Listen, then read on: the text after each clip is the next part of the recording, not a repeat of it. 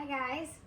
So I guess you heard what I heard. We're not going back to our traditional classroom. So it makes me very sad. I won't be able to, be with you in my classroom and teach you and see your faces and your eyes. But it is what it is. We gotta be safe. We need to practice social distancing.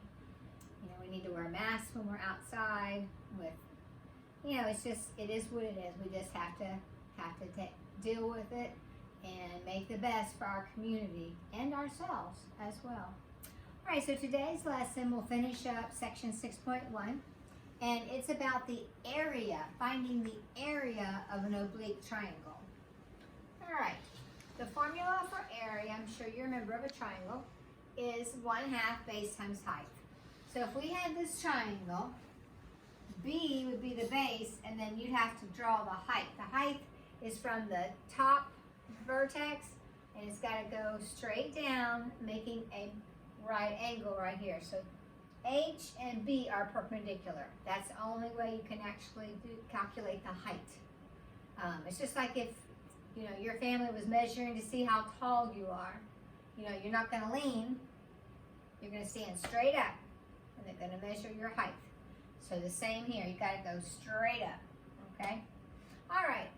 Now, there's a new formula that you haven't known until you'll know it today.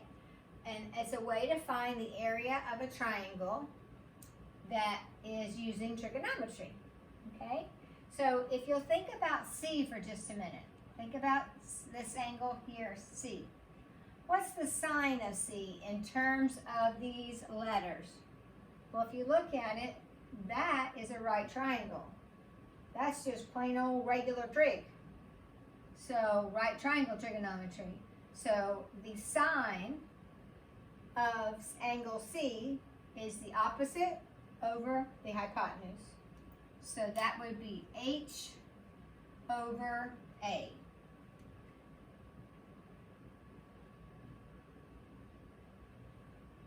So if I wanted to know what H was, to solve for H, I would multiply both sides by A. So that would cancel.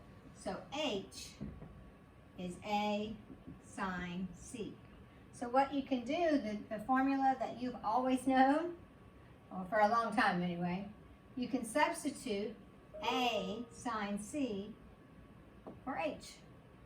So one version, the area is 1/2 B times A, so I think I'll put them in alphabetical order, make it look nice.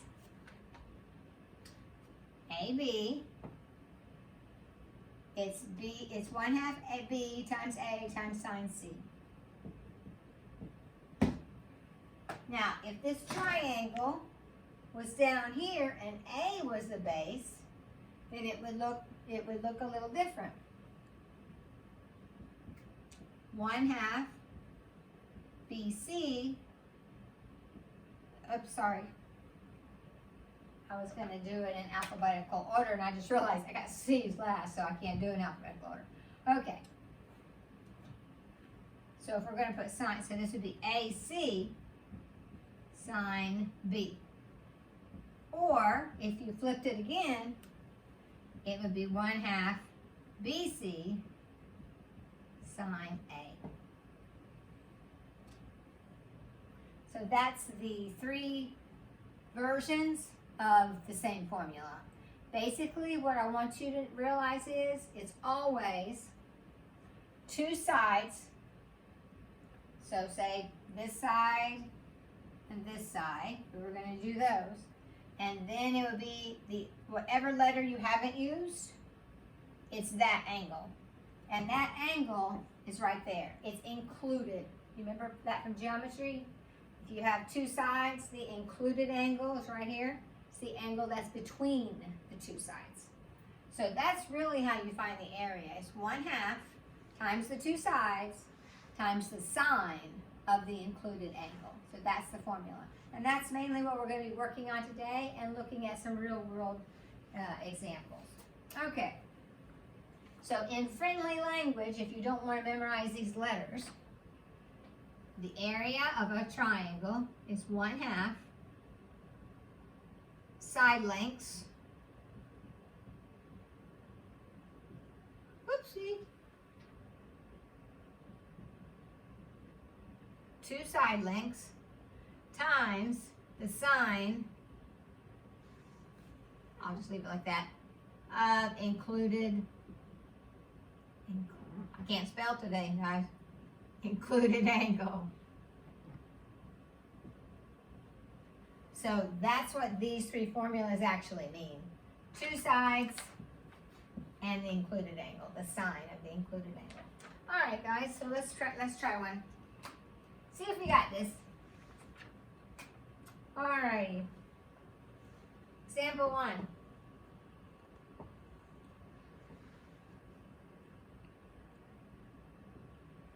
All right, this is B in this triangle, C, A.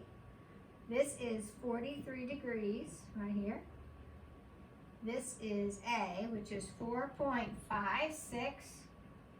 B we don't know, and C, oh, we do know this angle, 57, but we don't know that side, okay? So do we know everything that we need to know to find the area of this triangle? Well, we have to know 2 sides and the included angle. Guess what? We don't know that. We have to know 2 sides and the included angle. So what we're going to have to do is let's first find the missing angle up here. I'll use a different color so you'll know what was given to you and what was not. So 43 plus 57, that would be 100. Subtract from your sum of 180. So this angle is 80 degrees. Okay? I don't know if that's showing up well enough for you to see. There, hopefully you can see it that way. All right, so that helps, but we still don't have everything we need to know. We need to know 2 sides. We know this one, so it can either be this one and this one, or this one and this one. It really doesn't matter what you want to do. Let's just find this one, okay? Let's find that one. So if we need to find this angle, we can use the law of sines. 4.56 is to the sine of 43 degrees as, okay, if we want to know this one, we'll have to use this angle. So C is to the sine of 57 degrees, okay? So then you're going to cross multiply.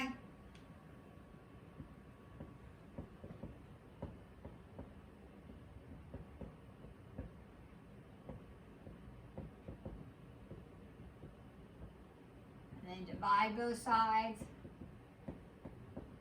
Remember, we're in triangles, so we don't use radians, we use degrees.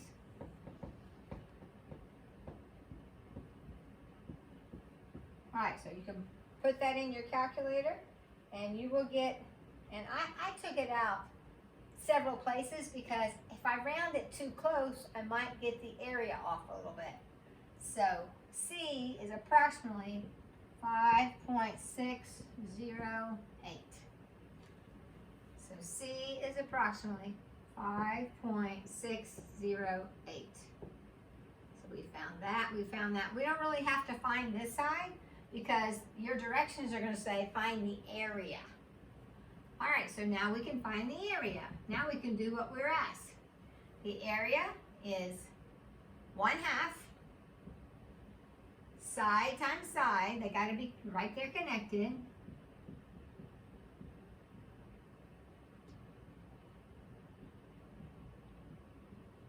Times the sine of the included angle. So if we use this side and this side, this is the included angle. Now I'm just going to tell you, the book is having you round to the nearest whole number. So when you put all this in your calculator, you'll get approximately 13.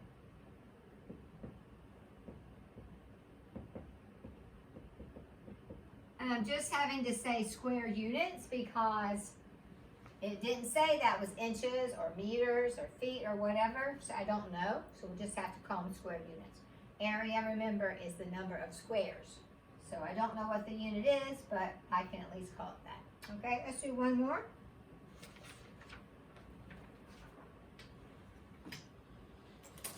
and then we'll look at a real world problem.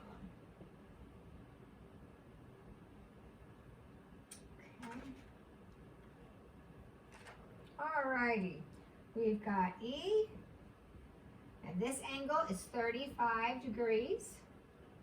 We know F, and this angle is 102 degrees. We know the side E is exactly 25. We do not know angle D, and we don't know side D, and we don't know, let's see, it looks like we don't know that either. Okay, so we don't know F either. So we know these two angles, and we know this side. So I would suggest the first thing you do is find this missing angle. That's just an easy way to get started. So 102 degrees plus 35 degrees, that'd be 137 degrees. Then subtract from 180, I forgot what I said. 180, what was it? 137, okay. So 43. I wish I could hear you, make sure I'm doing it right. Y'all are really good at checking, keeping me accountable. All right. So now, do we know enough information to go straight to finding the angle? We do. Because we've got, oh no we don't, look. We know the three angles, but we only know one side. We gotta know two sides. All right, so let's find F. Let's find F. 25 is to the sine of 35 degrees. And we'll find F to the sine of 102. So we're having to use the law of sines to get, so that we can get the two side lengths, and then we can use the included angle. All right, so do the cross products. F sine of 35 degrees equals this cross product, 25 sine of 102 degrees. And divide both sides by the sine of 35 degrees. Cross out. So F is approximately 42.63.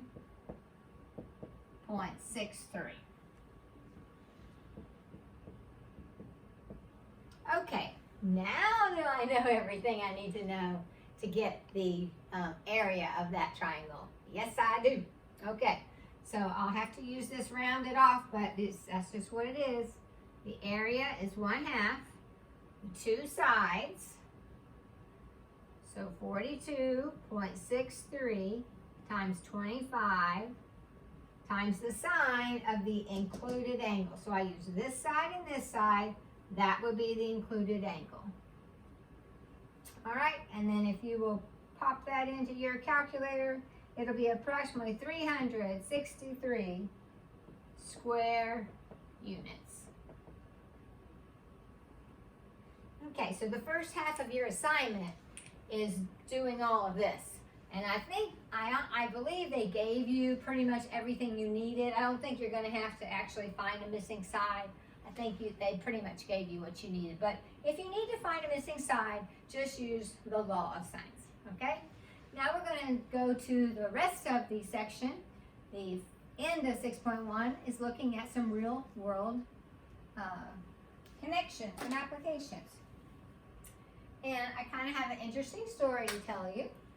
All right, so if you printed your notes, you have this picture, and I kind of went ahead and drew it a little bit. I'm not much of an artist, but this is a satellite dish.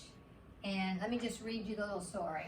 It says, on the hills to the west of Stanford, there's a giant satellite dish. You can see it from the highway. Okay, Stanford's in California.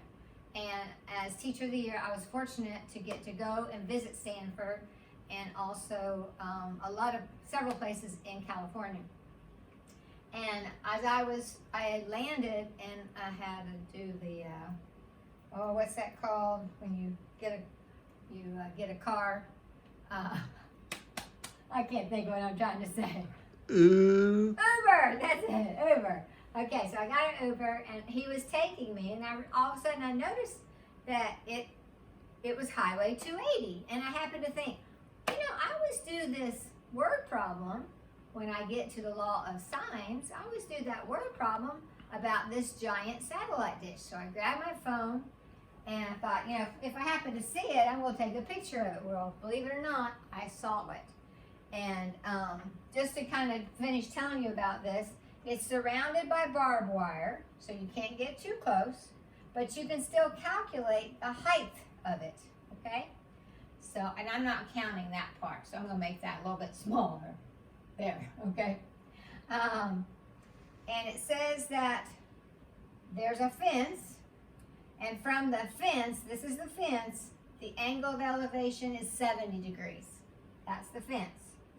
If you go back 90 feet, if you go back 90 feet, you're at an elevation to the top of the satellite at 65 degrees. So the question is, how tall is the satellite? And the little problem also says round to the nearest tenth. So that's what we're going to do. We're going to round to the nearest tenth. All right, so what we need to do is figure out what is the height. So I would draw the height. That's what we're looking for. We're looking to see how tall it is, okay? So how can I get that measurement? Any thoughts? Well, one thing we can do is we can think about this triangle. If this angle is 70 degrees, what would that be? See, these two angles make a linear pair. That sum is 180. So this would be 110 degrees. If that's 110 and that's 65, that total is 175. So this little angle up here is only 5 degrees. It's a needle one, 5 degrees. Now, can I use the measurements I have to find this side? We'll just call it X. Well, I can, because that's not a right triangle, is it? It's not. So I can't use my regular trig functions, but for an oblique triangle that's not a right triangle, I can use law of sines. Okay, so let's use law of sines. We'll put it up here. All right, so 90 is to the sine of 5 degrees, and we want to know this side. So X is to the sine, and opposite that would be 65 degree angle. Okay, and do your cross products. So X sine of 5 degrees equals 90 times the sine of 65 degrees. And then divide both sides. Cancels out. And you could do that in your calculator. That's 5 degrees, sorry. Okay? This board moves, and so sometimes I have a hard time writing on it. So if you do it that way, you will find out that this side, the side right here, is approximately 935 feet. I'm going to go ahead and give you several decimal points, because that way we'll make sure that it's accurate when we finish it. So this side right here is X. Okay, that's X. Now, did that help me? Well, look now just at this triangle. I want to know this. I don't know this, but I know this and I know this. Is that an oblique triangle or a right triangle? It's a right triangle, because a height is measured perpendicular to the base. Just like in your triangle, this is perpendicular. These two, the height, which is also called the altitude, and the base. So the same with the ground and the height.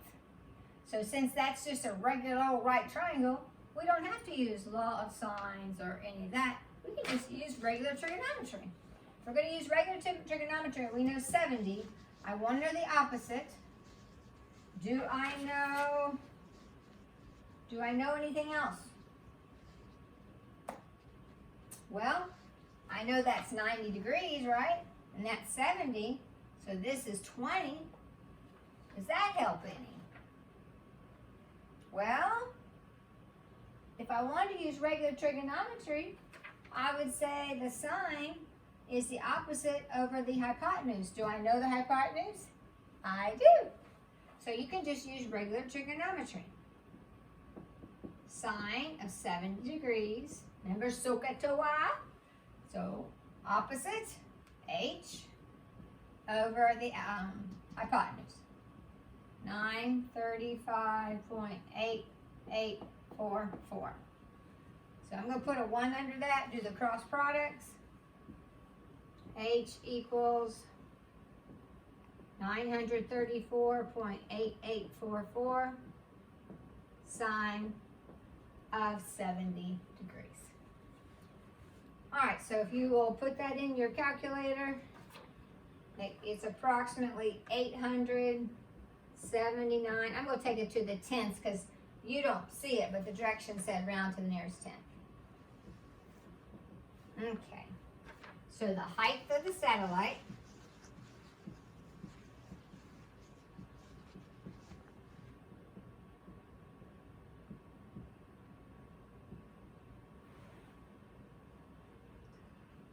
is that 2 L's? I think it is.